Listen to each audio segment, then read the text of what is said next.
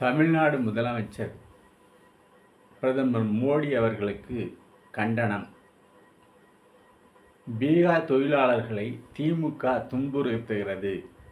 தமிழ்நாட்டில் பணிபுரியும் பீகார் தொழிலாளர்களை திமுக துன்புறுத்துகிறது என்று இந்தியாவின் பிரதமராக இருக்கின்ற திரு மோடி அவர்கள் குற்றம் சாட்டியிருக்கிறார்கள்.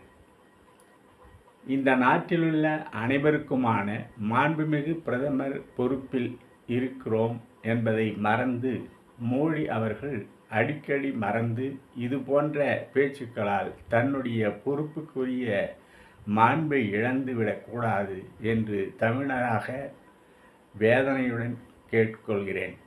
ஒடிசா, பீகார் என்று எங்கு சென்றாலும் பிஜேபியினர் தமிழர்கள் மீதான வன்மத்தை தேர்தல் அரசியலுக்காக வெளிப்படுத்துவதற்கு தமிழ்நாடு முதலமைச்சர் என்ற முறையில் கடுமையான கண்டனத்தை தெரிவித்துக் கொள்கிறேன் என்று தெரிவித்திருக்கிறார்.